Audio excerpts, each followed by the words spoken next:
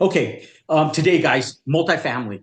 I promised you guys that I was going to come in today and I was going to share with you guys how to build multifamily. Now, here's what's cool about what I'm going to show you guys today, and I'm going to share with you guys where to build, what to build, and how to build it, and two different business models on how to profit from it. Okay, so today is going to be along the exact same lines of what I've always been doing, but in an entirely different market sector, which opens up doors and avenues for you guys for increased profits. Um, right now, I'll be the first to tell you that for those of you guys who don't know much about my background story, I've been building and developing since 1998.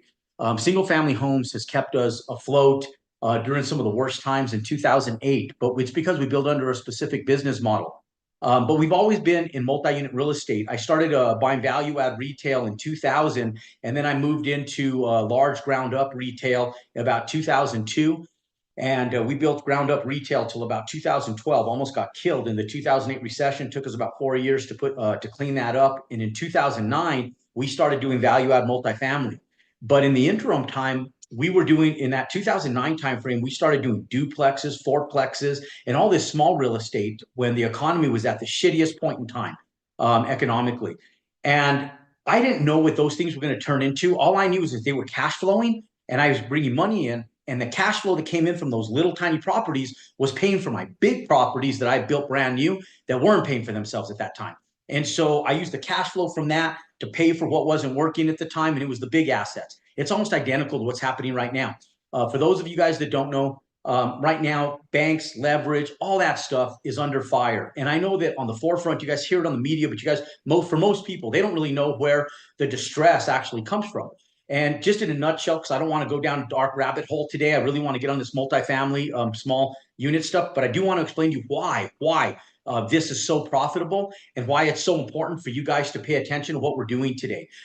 Because large assets, guys, right now are getting crushed. And the reason they're getting crushed is because these banks lent money on assets that were overpriced because cap rates went down. And for those of you guys that don't know what a cap rate is, it's the amount of return you make on your investment. So if you buy a property cash, the cap rate is the amount of money that property brings back into you, and the equivalence if you paid cash for it. So if you get a 3% return, a 3% cap rate, that's a 3% return on your money for paying cash for that asset, which is a very small amount of revenue.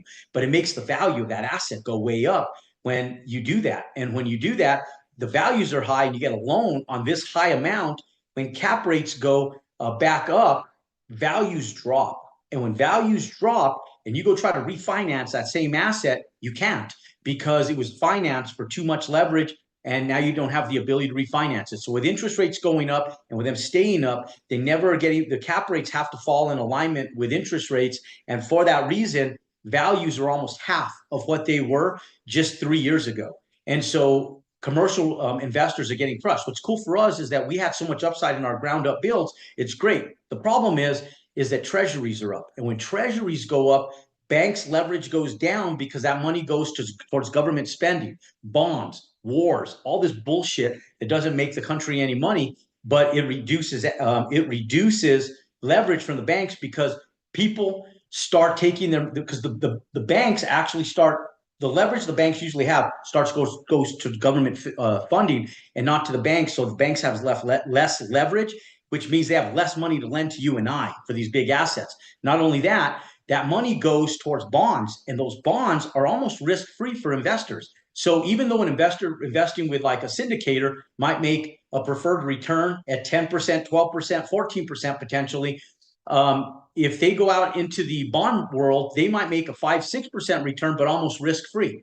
And so for that reason, they go and say, well, no brainer. I'm just going to put my money in a 6% return, risk free. And then all of a sudden, syndicators, capital raisers, preferred funds start having problem raising capital. So the banks have less leverage, and then you don't have the ability to raise the capital because people aren't investing. So you had hit two whammies, okay? And that's where banking becomes cusp. So when you're going out and you guys are building, like I build this type of stuff, guys. You know, this is like which one is this? This is my Real Rancho project right here. It's a 150 unit apartment complex. It's a $55 million project.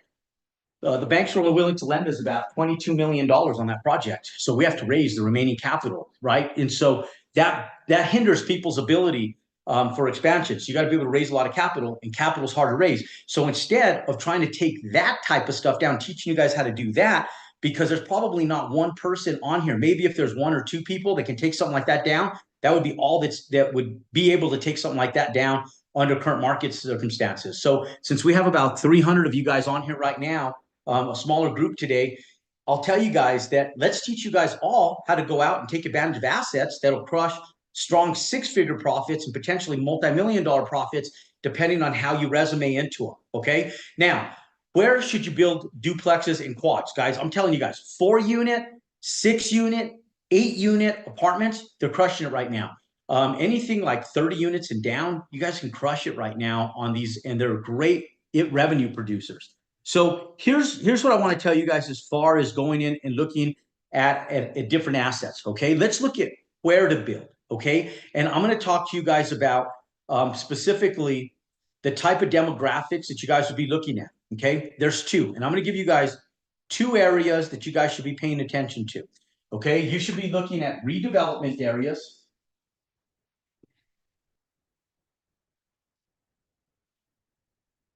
A lot of times these are downtown or uptown areas.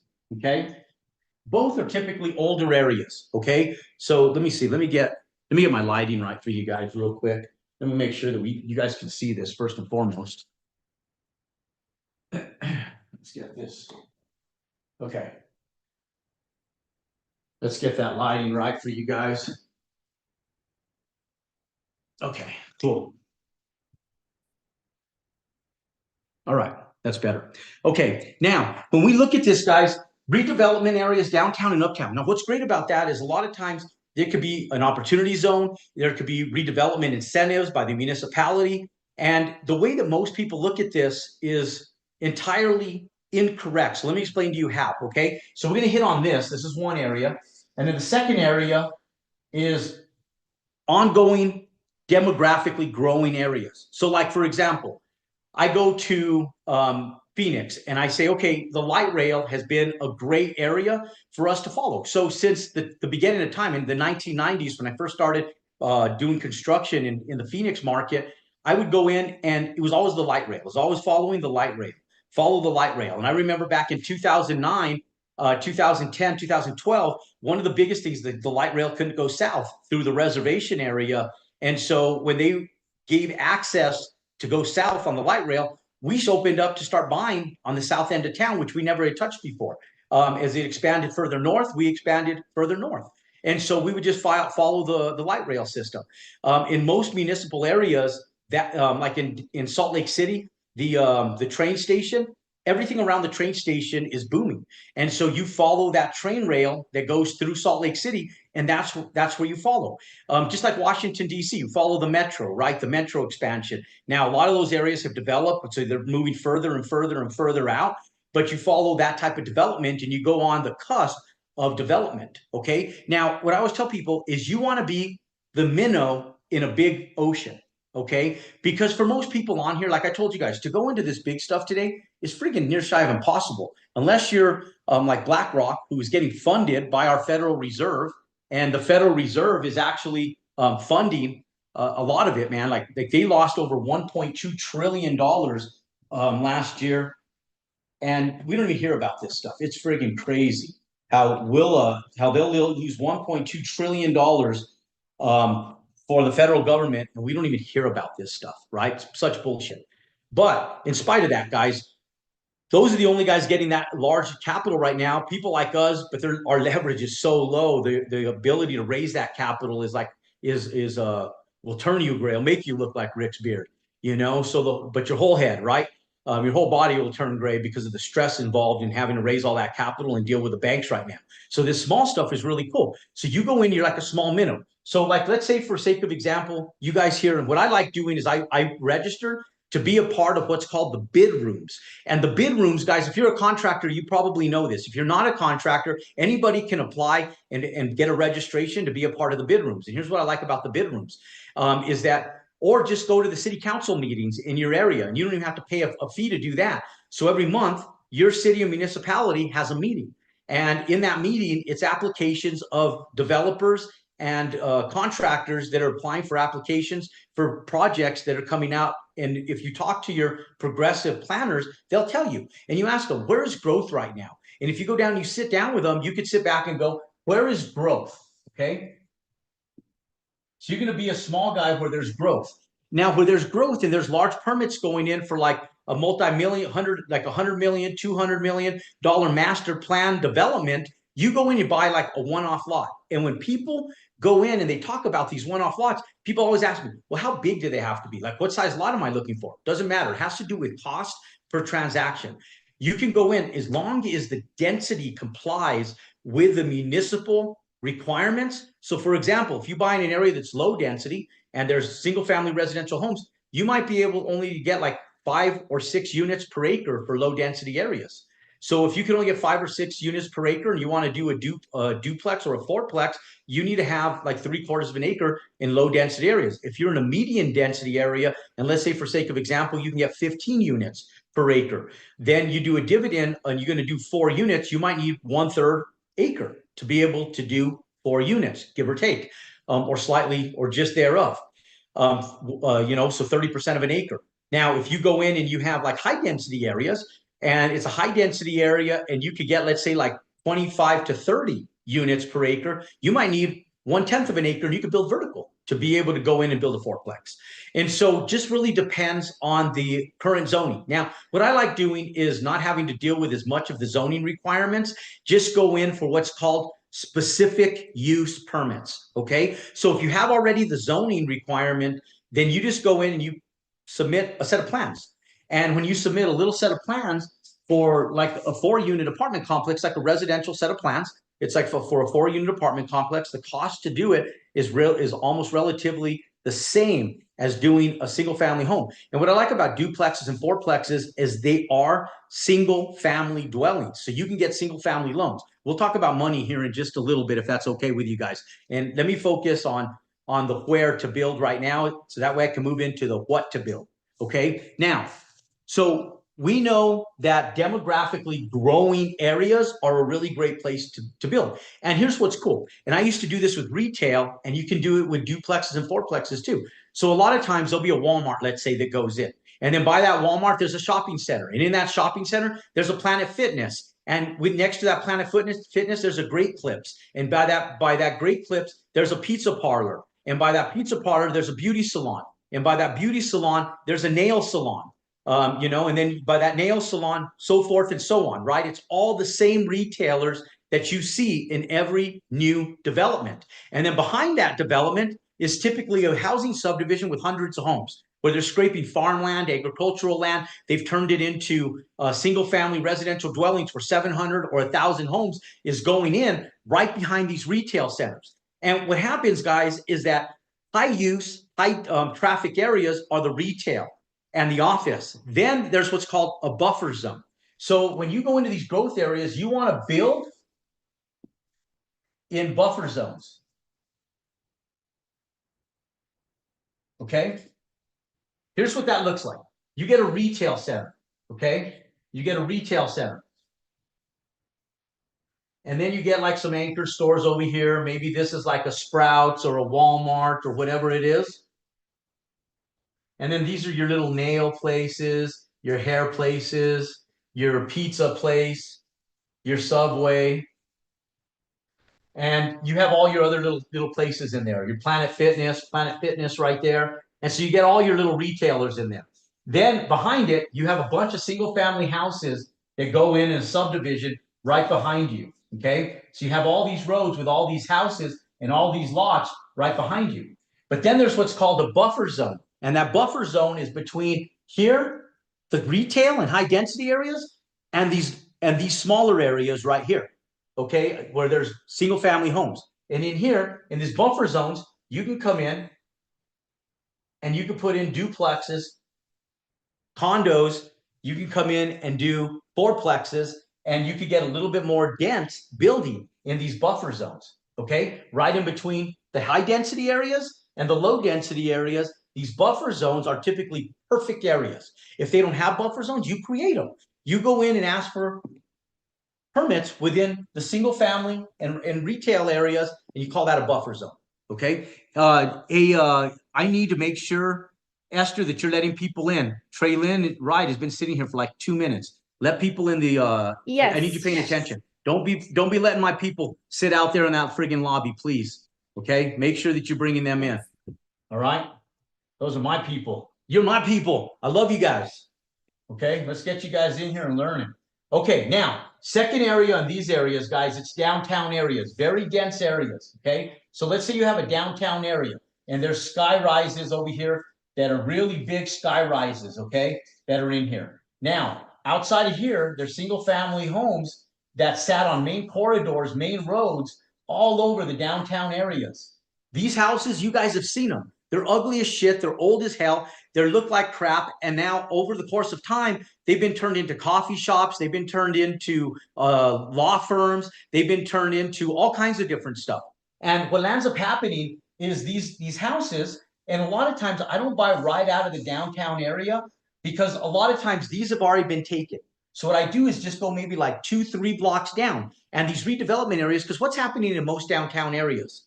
Homelessness is running rampant. There's a ton of people that crime is bad. The real estate is old. It's distressed. It's ugly. And the cities are in the most of the mayors and the governors, the state governors and the city mayors are sitting back doing redevelopment action plans to go in and redevelop this stuff. And so people go in and they buy it. Now, here's the thing, guys. Here's the secret to where to build is that a lot of times people, let's say you're 3 blocks away over here. We have a street here, we have a street here. And let's say that somewhere 3 blocks away, you find an ugly little house. And that ugly little house is falling apart. And most people look at it as a single family house. And so they sit back and say, well, that house, by the time I renovate it or tear it down and build another single family house, I can't pay more than like 100 grand for the land, for sake of example. But they have it listed for 200,000. You're sitting back going, man, it's too expensive. I can't spend $200,000 I can't spend $200,000 on a single family lot. I can't afford, I won't ever get out of it. It's too expensive. I can't build a house nice enough in this area that's going to allow me a return on investment. And you're 100% right. So you got to look at it from a different perspective. You got to look at it based on density, guys. Density is key when we're talking about multi-unit real estate. So when you go in, like we bought a lot in downtown Phoenix off of Taylor Street, and I got a second one that we're entertaining a letter of intent on right now, and it is 0.78 acres, and we're able to get 29 units on that point on less than an acre in downtown Phoenix. Now it's probably 4 blocks from downtown, and there's a bunch of ugly stuff just like this. We tore it. We're getting ready to level it, and we're getting ready to go vertical with 29 units right outside of downtown Phoenix. And here's what's cool is that property is going to make us about $3.5 million in a 12-month build, guys. 12 months. And you could go in and you could look at that lot as being too expensive at maybe $200,000. And when you go in and you buy it, you can go in and do a fourplex. You tear down one house. Let's say it's like 0.16 of an acre, and you can go in and build a fourplex right here. You do a fourplex. And let's say that they sold it for $200,000. We're going to take a look at this 200K in just a second, okay? And when we underwrite the how, I want to run through the underwriting. How many of you guys want to learn how to underwrite and the profitability of a fourplex with me today? How many of you guys just in the chat hit yes if you guys want to underwrite the profitability of a fourplex with me today? Okay, cool. Cool, ton of you guys. Okay, now that's where to build, guys. Now let's talk about what to build. Okay, now we talk about what to build. This is the where. Okay, let me do this in a different color. This is where to build. This is what to build. Okay, now when we go in, guys, I want to get density. Now, what I like about 4 units and duplexes and stuff is that you can still get a residential loan. And here's what's cool about a residential loan. For those of you guys who have never built before, don't have any experience, you can get a loan still like as a first-time home buyer. And you can, if you haven't bought a home before, and you can take advantage of that. If you're a veteran, you get VA loans. What I really like is you can get FHA loans. And with FHA loans, you can get you can have as much as 0% to 5% down or less. But on average, on FHA loans, it's 0 to 3.5% down payment. Now, what I always tell people is don't worry about having the money in your pocket, guys. What we do in this business, okay, we don't worry about conforming lending. This is investment lending, okay? And I want your brains to think about it in an entirely different aspect today. Because I need you guys to think about when we're talking about what to build, a lot of it comes into ding, ding, ding, ding, ding, money. Where do I get it from? How do I get it? Put the blinders off. And I want you guys ever get like a paper towel or toilet paper thing? You guys got to get tunnel vision, okay?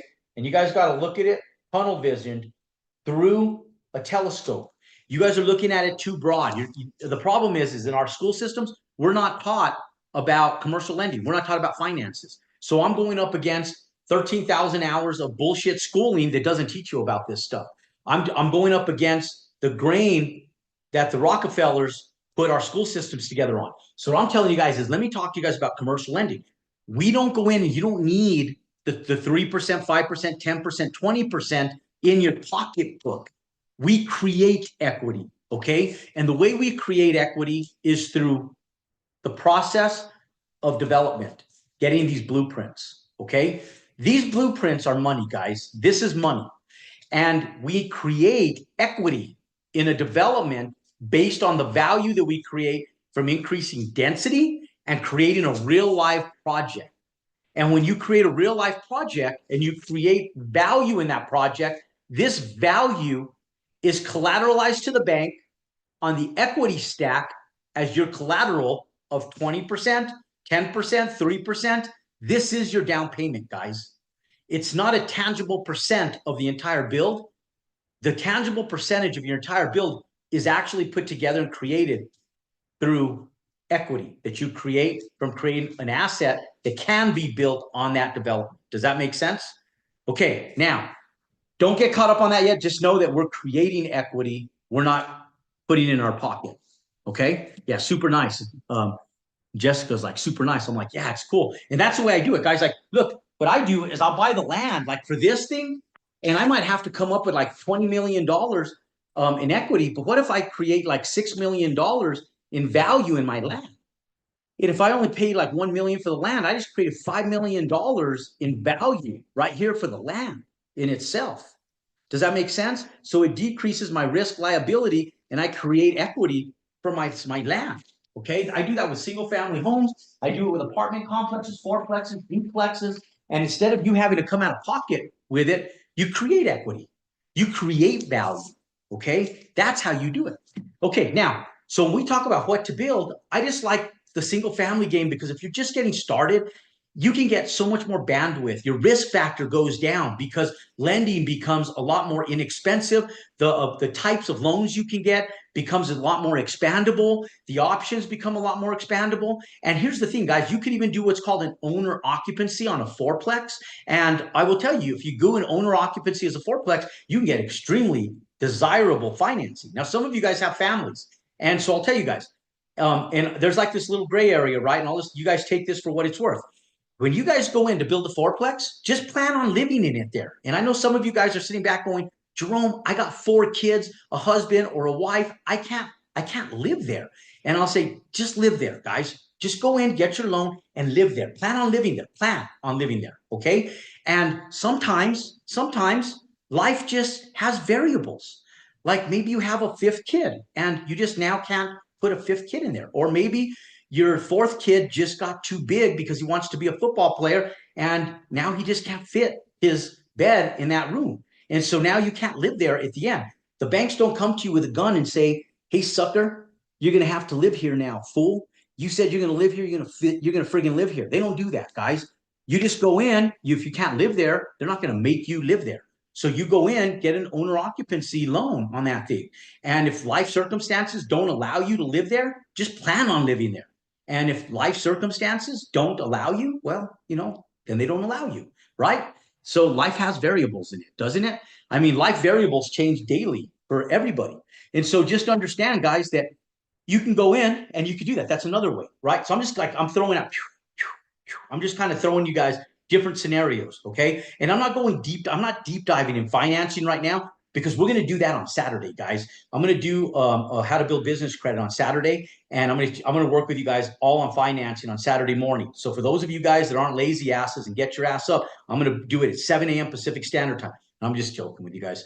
I know everybody on here is not lazy, or you guys wouldn't be here today. So when you guys come in, I'm going to talk to you guys more about finances on Saturday. What I do want to continue at, though, is this: the what to build. So when I go in, we're going to build what's needed in that area.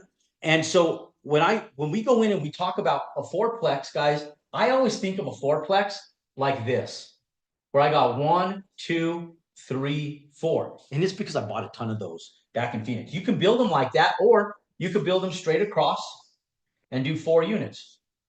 Or you can go in and do them for a 2-story, and you got 1, 2, 3, 4 on top, right? And it could be 2 stories. You could build them 1, 2, 3, 4. So you could build any of those. Now, I will tell you that the most desirable ones are these right here. Okay. 2-story ones are not as desirable because people don't want to live upstairs if they don't have to. And if the bottom units are going to become more desirable and more rent than the top units. If you just build all of them on the bottom, you get better rents, better units, better tenants, and better long-term usability. Now, here's what I wanted to talk about. Okay, so we talk about what to build. Let's build fourplexes, guys. And the reason why is because you can get residential loans. Okay. Low interest. You get low interest. You can get better terms. And you can get, and you can be underwritten over the table, which means you don't have to go get underwritten through a national bank and you don't become a number. You're an individual. So what I like about residential loans is you're a person. It's more personal. It's a personal transaction. You're not a number anymore. Okay. So for these reasons, guys, I love working with new people, and not even just new people, guys. These things are profitable. If you're a dentist and you're making money and you need to invest it, right here. If you're a physician and you need to invest your money, right here. If you're an attorney and you need to invest your money, right here, guys. Okay. Now we know where to build. We know what to build. Let's talk about how to build it and how to take advantage of this. Okay. Now, not the actual physical construction of how to build it. That comes later, guys. But I actually want to share with you guys, instead of actually how to build it. Let me get out of this. The sun's blaring in one window and the light is coming in another. So let me move this a little bit, guys, to stay out of the sun. We got windows wrapped around our house everywhere. If you guys have ever been to my house, I got panoramic views, which is beautiful. But at this time of day when the sun's starting to set, it's a pain in the ass because the sun's coming in and we're fighting sunlight. Okay. So we got the where, the what. Let's talk about the how to build. I'm not talking about how to use your hammer to build this, guys. I'm talking about how to build this for profitability. Okay. So let's take a look at this at how to build it.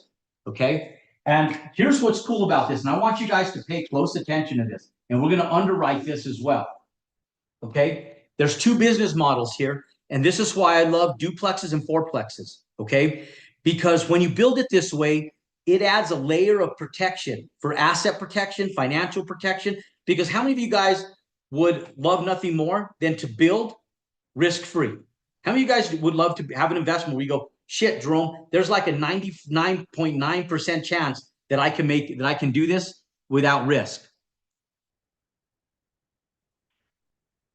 Yeah, lenders are going to ask you for a GC before lending if you don't have any experience. That's for a whole different topic, guys.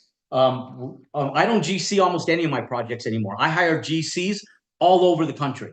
Phoenix, Washington State, California, here in New Mexico. This project have a GC. Yes, I hire GCs all over the place. If you're going to a lender and you don't have a real project yet, they're going to tell you no.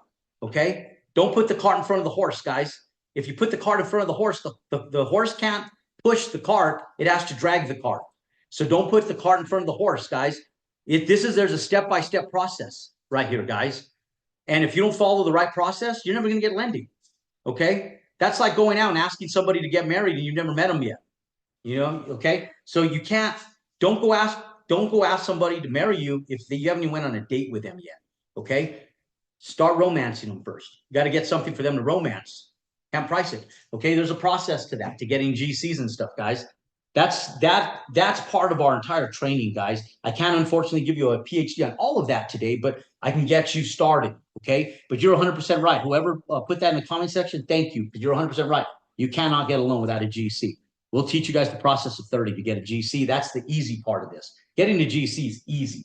Okay, you're way ahead of yourself though. Okay, now where to build, how to build. Okay, look, there's two business models in this duplex and fourplex model. Okay, now when you guys go in, you guys need to go through what's called the process. Okay, when you find a lot, you're going to go in and you're going to get a survey. Same as houses, right? For those of you guys who build houses, same process. You're going to go in and you're going to get an architect. And then you're going to go in, you're going to get engineering. Okay, that will put you together this little set of plans. Okay, for a little fourplex for under $5,000, you can probably, well, you can get for about $5K, you can get that survey. For a few $100s, it's called 1K. You can get your survey, topographic survey, and for the engineering, you'll probably need about another 5K. But for about $11,000, you can come out of the ground with one of these. Okay, now here's what's cool, guys, is that we have affiliates that'll help you with that stuff. Okay, and once you guys go in, your survey can cost you almost nothing. There's an app, it's called Land Glide. If you guys go into an app called Land Glide, it's all one word. That app can almost work as your survey company for you to allow your architect to get started. Okay, now, once you do that, you're going to go in for a set of permits. When you submit these for permits, you're going to do it as 4 single family condominiums. Okay, and you're going to do it based on what's called condo law. Okay, this is a key, guys. You guys need to write this down. This is what will protect you. This is gold. So we function under what's called condo law, and we get our permits for a fourplex for 4 individual units.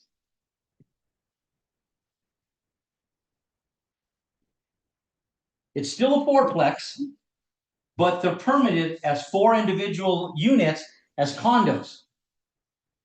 You don't have to subdivide the land. It's called condo law. It's all on one land. You put an HOA together.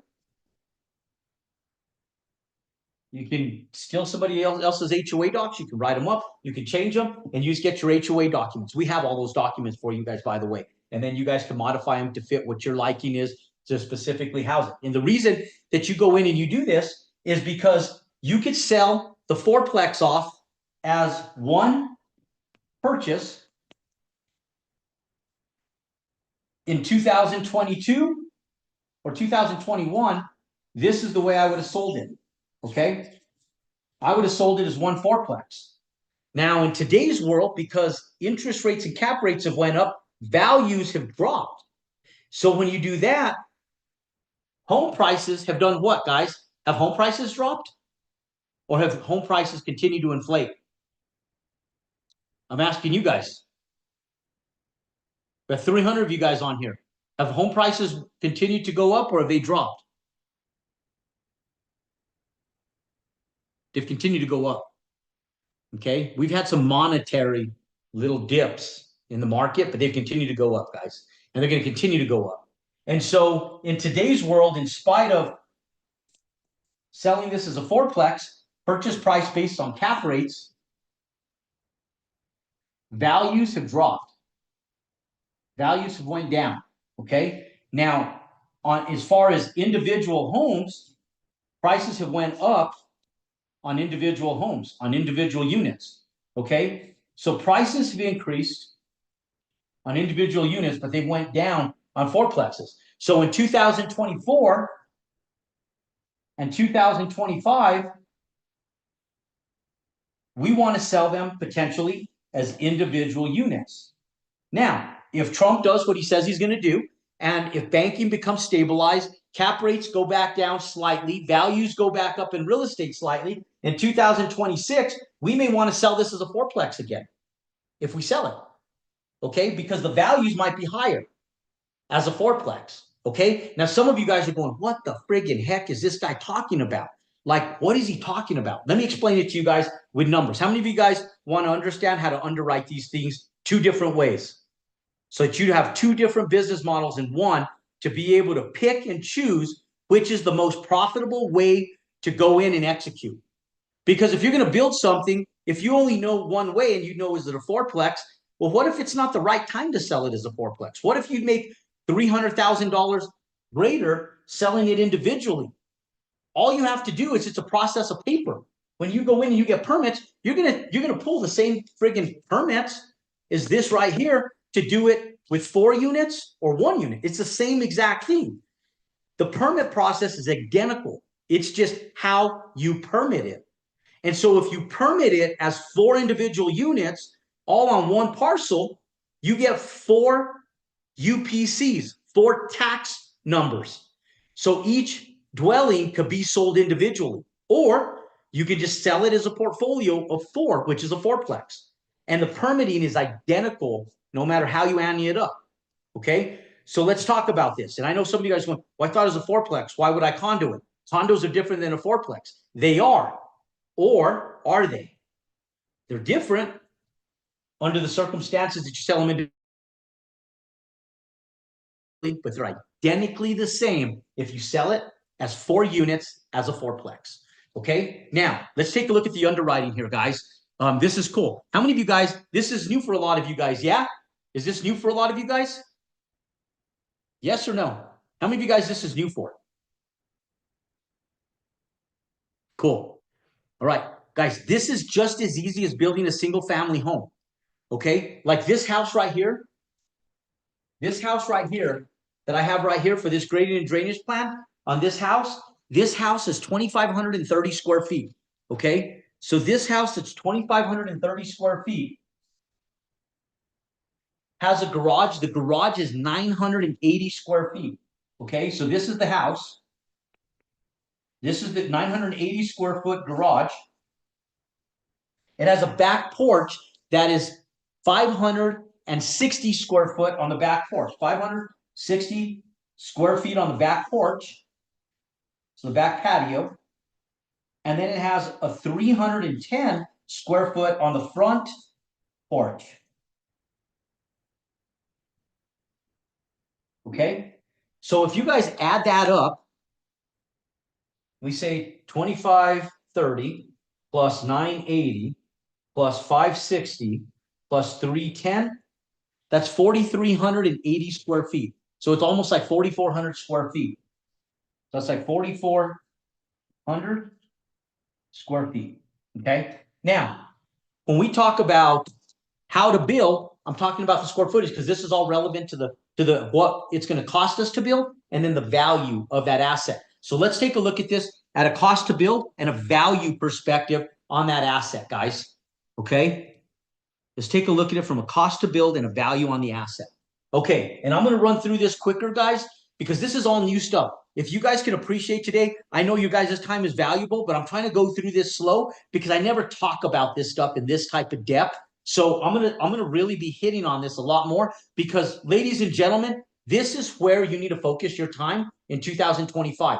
Super important, guys. Super important to be focusing on this in 2025 because there's so much profitability in these. So I'm going through it really slow today. Are you guys okay if it takes me 15 minutes longer to explain this business model to you if I give you more value and more and better understanding of this business model? Are you guys okay with that? Cool. Then I'm going to take a few minutes longer today and I'm going to go a little slower because I want you guys to understand and comprehend what we're doing. Because I always talk about single family and a bunch of people said, Jerome, hit on these fourplexes, these duplexes. I want to learn this stuff.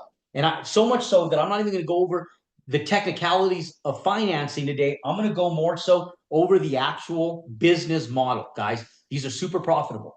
Okay, so it's 4,400 square foot, one home. Okay. If we build 4 units at 1,100 square foot a piece, that's a nice apartment size. 1,100 square feet, it's nice. So what if we just push it a little bit to like 1,250 square feet, guys? Like let's push it just a little bit bigger because I want to build these condo style fourplexes. Okay, we're going to build condo style fourplexes. I want them just slightly larger. So if we want to put a 3 bedroom, 2.5 bath house together, condo together, they're great apartments for renting purposes, but they're even better for resale under condos. Okay, and it gives me more versatility in regards to my resale potential. Okay, now, so if we go in, guys, and we build 4 times 1,250, this is for a home. This is for a fourplex. We're going to do 1,250. 1,250 times 4 is going to be 5,000 square feet. Okay. The same undertaking, guys, it goes into building 4,400 square feet for one home, goes into building 5,000 square feet for one fourplex. It's almost identical.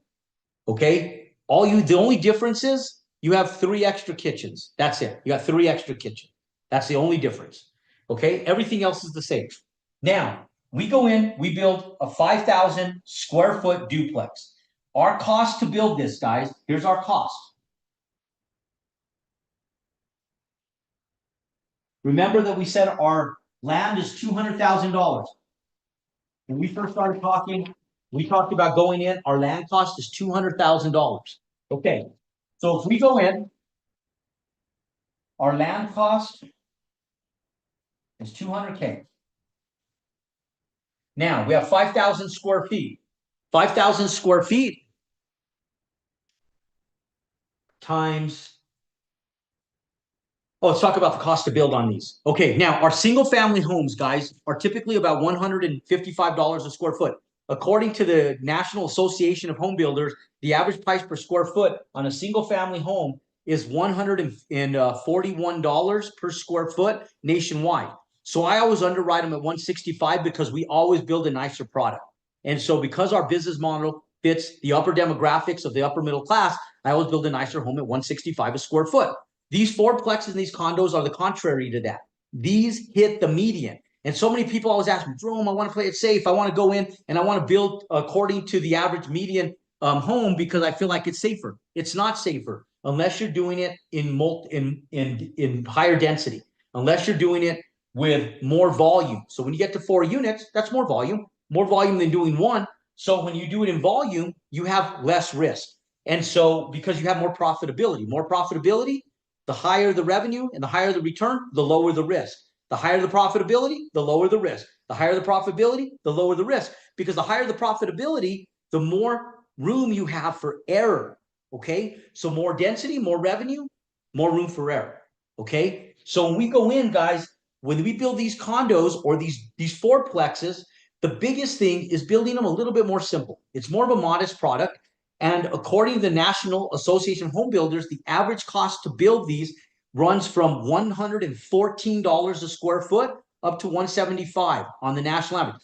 The mean on fourplexes is $135 a square foot. So those being a little bit nicer, that's where we want to be, guys. We want to be about that $135 to $145 per square foot on build cost. So if we look at it from a build cost perspective, let's call it $140 a square foot. So we take 5,000 square feet times $140 per square foot. By the way, this little box with a little asterisk through it like that, that's an abbreviation for square feet. Okay. So when we take 5,000 square feet times 140, your cost to build is going to be about $700,000. Okay. So our cost to build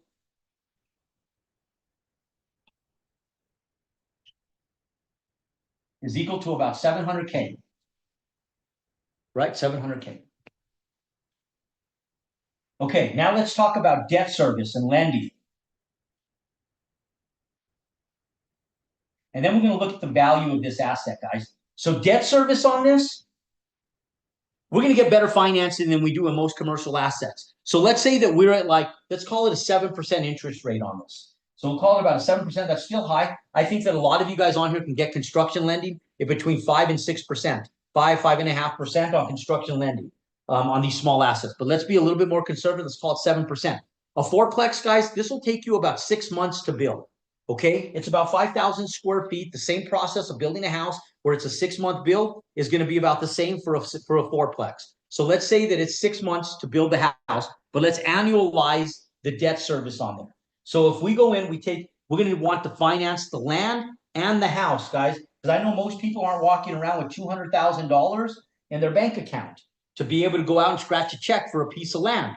So if you want to go through the process, you can finance your land at your first draw to pay for the land, and you're creating the value and the equity of that asset. I'm going to show you how that works here in a minute, okay? As soon as we figure out the value, I'm going to show you guys how to offset the value and equity against the lending, the down payment for the equity stack, okay? I definitely can't see the chart. Shit. Okay, let me see here. Let's go to the next page. Let me write bigger, guys, and let's go to the next page. Okay, so I'm going to do cost to build 5,000 square feet, and let me write bigger, and let me go to the next page. Okay, so we do cost to build. This marker sucks, by the way. Let's go to this one, cost to build.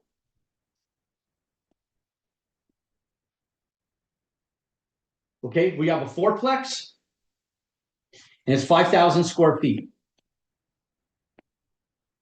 Each unit is 1,250 square feet each. Okay, now we have the land. The land was $200,000. The build cost was based on the $5,000, the 5,000 square feet times $140 per square foot to build equals build cost. Your build cost was $700,000. Okay. Now, for lending purposes, guys, we go in and we need to finance both of these. That's a total of $900K. Okay. We're going to do that at a 7% interest rate. Okay, so we have a 7% APR. Now, based on that 7% on 900K on a 6 month bill, we get $900,000 times 0.07 or 7%. That's $63,000. Now, the way lending works, they don't just dump $900,000 in your bank account. They actually will give you that on draws. So based on what you have completed on your project, so based on the completed amount, they will start lending. So if they lend you 200 grand on the land, they're only charging you interest on $200,000. If you go in and you do the dirt work and the foundation, and that's an additional $50,000, they're only charging you interest on $250,000. If you go in and you frame it, you get the lumber and all of that, and let's say that's another $50,000, then they're going to charge you interest on $300,000. So the loan growth appreciates as you finish the build, but it doesn't start charging you interest on $900,000 the day you start the construction, only what you draw on. So the rule of thumb is on a 6 month build is to take 30% of the annualized amount. But let's say that it takes you guys longer than 6 months. Let's go ahead and do it based on 50%. Okay, so times 0.15, or I'm sorry, times 0.5. That's going to be $31,000 in debt service. Call it $32,000. So your debt service will probably be closer to about $20,000, but let's call it $31,000. Or 32,000, okay, in debt service. So your total cost is equal to $932,000. Let's say that we're going to hold this asset, $932K total cost, okay? So we go in, this is our total cost, guys, to build that. Now, here's what's cool. Let's look at the value, and then I'm going to briefly hit on lending. And one of the things, guys, the reason that you guys are here today is because I want to invite you guys to come spend an entire friggin' day with me. How many of you guys would love to come spend an entire day with me learning how to underwrite single family homes in the morning and then multifamily like this in the afternoon, step by step, line item by line item? How many of you guys would love to be an opportunity to be able to do that? Okay. I'm going to invite all of you guys that are here today, and it's only by invite only. Everybody that's here today is going to get an invite to be able to come and spend an entire day with me in San Francisco on February 8th, where we come in and we do this at the end of this. But I want to share with you guys why it's important. Okay. Now, when we come in, guys, our total cost is $932. Let's underwrite the value of this asset. Okay. Let's look at the value of this asset. Okay. Now, when we look at this from a value perspective, we have 4 units. Okay. So we take 4, and let's say that on a 1,250 square foot unit, let's say that the rents on those 1,250 square foot units, after they pay application fees, they pay dog deposits, any of that stuff that they have, all the little extra stuff, all the rubs, the rental upgrades, the deposits, the monthly fees, and everything. Let's say that you're someplace in the neighborhood of about $2,500 a month in rents. Okay. It's like a little house, right? So you're about $2,500 a month. So if you have $2,500 per month in rents, you could have come in, and we're going to look at the underwriting 2 ways. One, as a single family home, and then we're going to look at it from a perspective of a fourplex based on rents and value based on finances. Okay, it's the way banks look at commercial assets and investment lending. So now we have 4 times 2,500. That's going to equal $10,000 a month, right? That equals 10K. Now, everything is annualized, so we're going to do that times 12.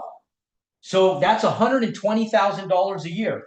So when you look at it as a gross income potential, GOI equals $120,000, 120K per year.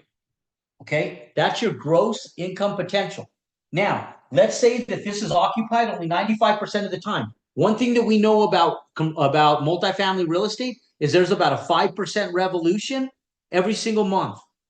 And so if we know that there's a 5% revolution in rents, let's annualize that on a 5% vacancy so that it's real, right? Like these numbers, we want them to be real. So if we go in, let's do it on 95% occupancy. So times 95%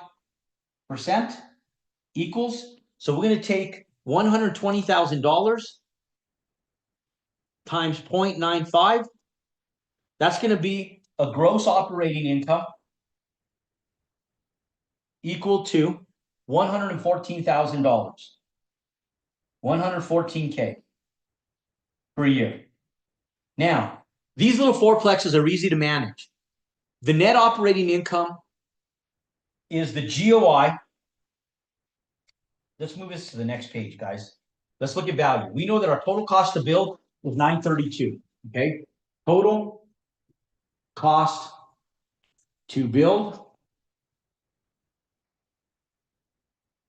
$932,000. Okay, now value. We have a fourplex at $2,500 per month per unit. Our gross income potential is equivalent, and you guys can take a picture of that if you guys want. Okay, so you guys understand how I got that. A gross income potential. Oops, this is our gross income potential. This is our GIP. This is our gross income potential. So our gross income potential is $120,000. Okay, the 120K. And we're going to multiply that times 95% occupancy is going to equal a gross operating income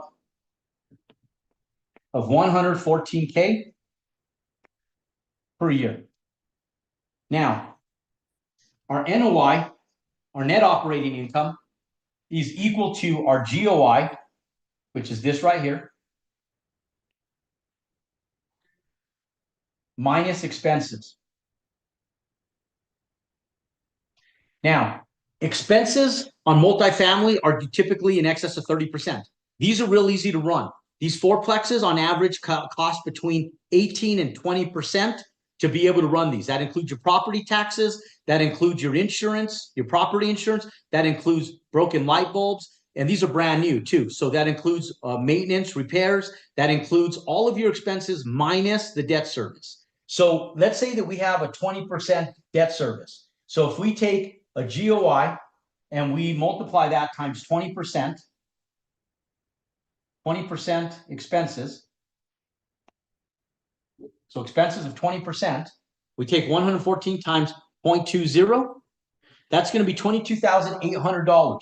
So we're going to take $114,000, 114K minus 22,800.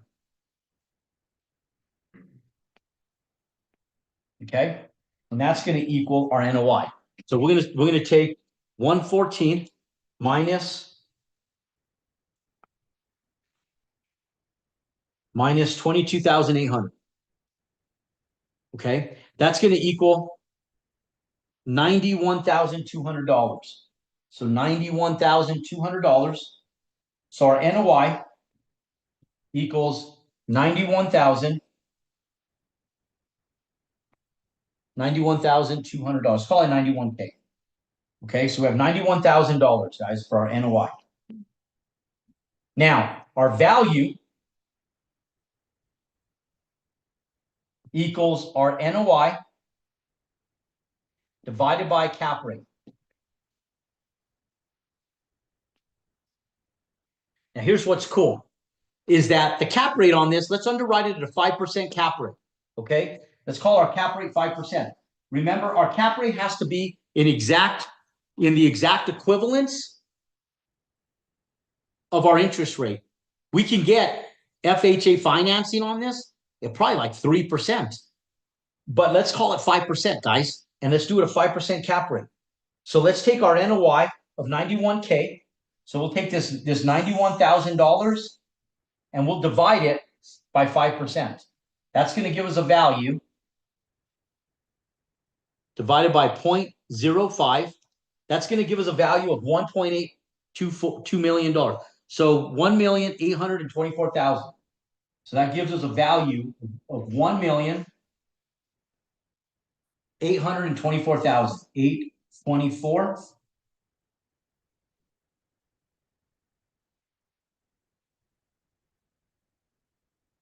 How are we doing, guys?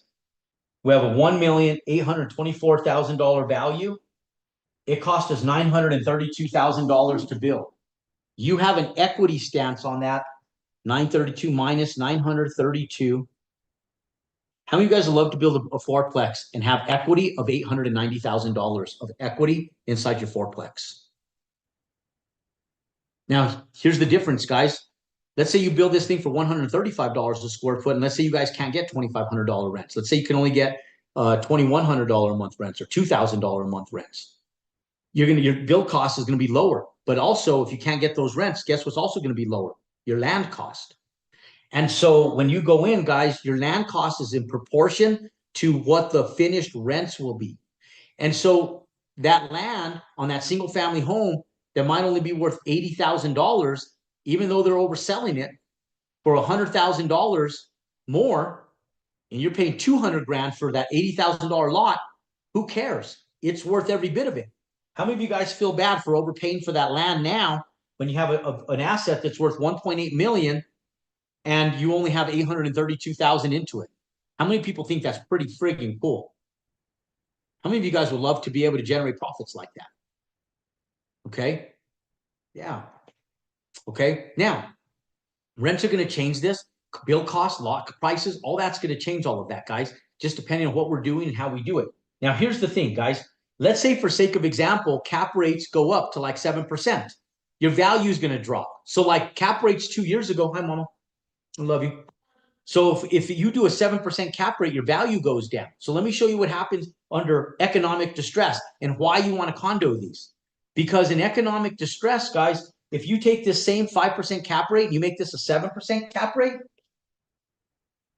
which is what happened over the last 2 years, and we were underwriting stuff at 7% cap rates. So if you're going in and you have the same $91,000, 91, and you $91,000, 91, 1, 2, 3, divided by 0.07, that same asset now is only worth $1.3 million. It's still okay. You're only 932 into it, but it's only worth $1.3 million at a 7% cap rate. So this is at a 5%. This is at a 7% cap rate. You're at a value of 1.3 million value. Okay. Now, these little tiny condos, guys, might sell for $300,000 $99,000 a piece right now. The average single family home is $420,000, and that's average. That's old stuff mixed with new stuff, guys. If you guys go into a demographic area like a downtown area where there's very dense building, think about going to a city like Atlanta or a city like Fairfax or Silver Springs, Maryland, or Georgetown, or some of these places like in downtown Salt Lake City or downtown Phoenix, or some of these areas. Like, real estate's expensive out there, guys. So what you got to understand is no matter how you end up, take downtown Las Vegas. I just did a video on my stories where I talked about this stuff. And so when you go in and you do it at 399,000 times 4, that takes a $1.6 million profit, $1.59 million. So if times are like they were 2 years ago, and we do this, if you build them as fourplexes, you can go in and the value at 399, your resale value is going to be $1.6 million. It's not as good as this, but it's not as bad as this. Does that make sense? So if you have to sell it based on a 7% cap rate, it's only worth $1.3 million to the bank. And if you go out and you permit this correctly as individual parcels and you sell them individually under condo laws, you now have an asset that's worth a resale value of $1.6 million. You just increased your profitability by $300,000 just by a simple logistical permitting process, guys. How badass is that? How many of you guys want to learn that process? How many of you guys would love to be able to correct on me? Yes. Yeah. Okay. Now, here's the thing, guys. On February 8th, we're going to be going in and we're going to learn about this stuff. Okay. And this Saturday, guys, I want to prep you guys. I'm going to do another free training talking about the financing. I'm not going to go over it today. We're already a little past due because I'm going long, and I know that you guys have dinner and other stuff that you guys have to get to. We're about an hour and 15 minutes into this, but I wanted to take my time to go through this slowly today for you guys to understand this business model. This, guys, right here, this is where profits are in 2025.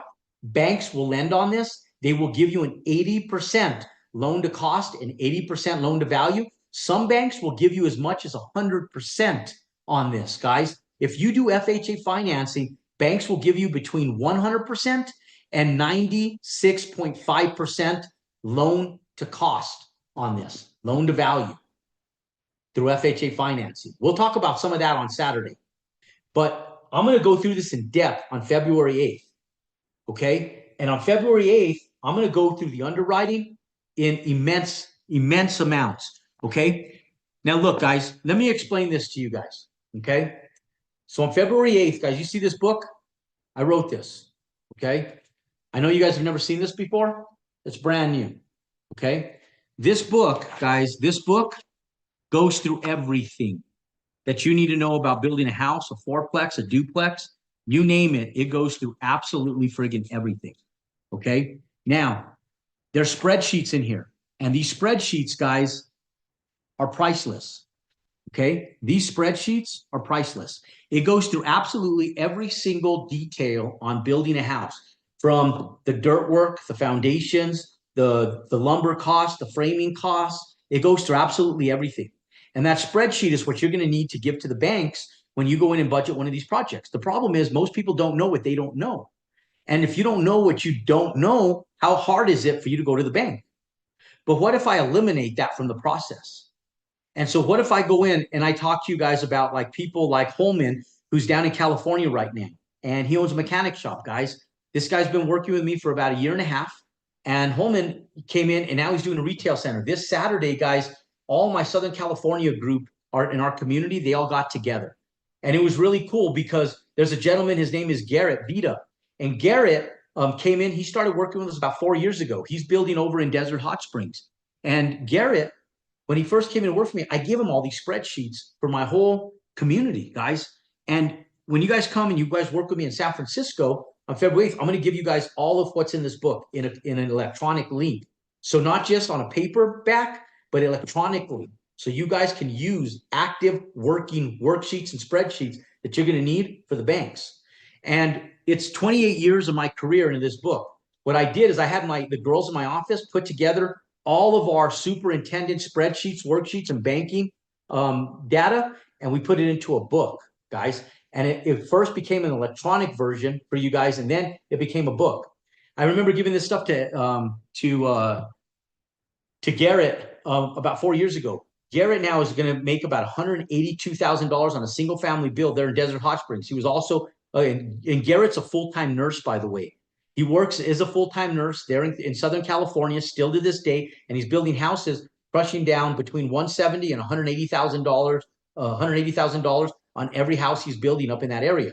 There's another guy, his name is Marcos, and Marcos is up there as well. Marcos, I told him, I said, hey guys, do you guys want to come and be a part of our Build Wealth workshop on February 8th? And they said, heck yeah. And one of the big things, guys, is I'll go to these big trainings, guys. Some of you guys have heard me speak at some of these big conferences. Some of you guys have been to my big conferences. Last year, I sat back and I said, you know what? We need to give so much massive value to our people that we just help them crush it. One thing that I recognized a year ago, back in November, was I said, damn, the market is getting friggin' annihilated. People are feeling it. How many of you guys are feeling inflation? Guys, like how many of you guys go to Costco and used to walk out with a $250 bill, and now you guys are walking out with like a $500 bill? How many of you guys are feeling inflation? At the pump, at the grocery store, with your house, with everything that you do, at the movies, restaurants, guys, holy shit. I'll go into like a modest restaurant. My wife and I walk out with a $60 bill to go eat like something modest. you know, and it's like you go in to feed a family at a modest restaurant now, it's over $100. And inflation is everywhere, guys. And so last year I said, you know what? Screw these big workshops, screw all the fancy speakers and the big motivation. Why don't I do a workshop where I just teach?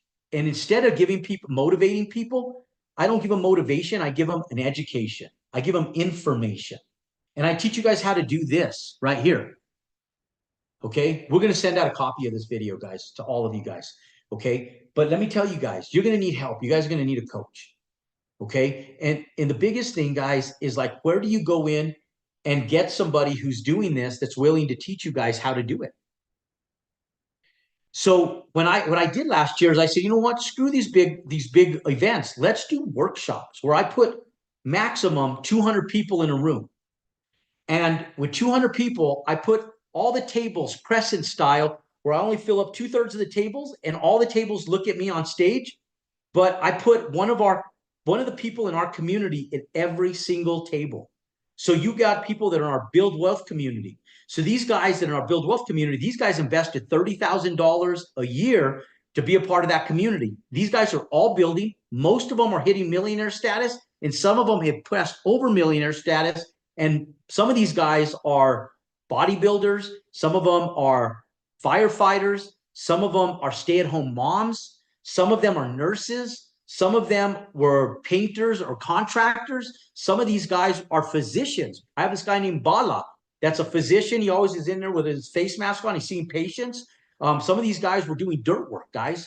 And now they've been building. They've been part of our community for a year, 2 years, 3 years. They've been part of our Build Wealth community, our high-end community, and they're going to be there. So instead of putting motivational speakers in there, how many of you guys would love to learn from people that are 1 year, 2 years, 3 years, 4 years ahead of you guys, that started in a webinar just like this? They came in, they saw me talk and show this business model 2 years in front of you guys, 3 years in front of you guys. And the only difference between you and them is they got started 2, 3, 4 years ago. And now those people have encountered the opposition, the financing. They've also encountered the opposition from contractors, general contractors, financing, money, lenders, and now they're crushing it. How many of you guys would like to learn from those type of people?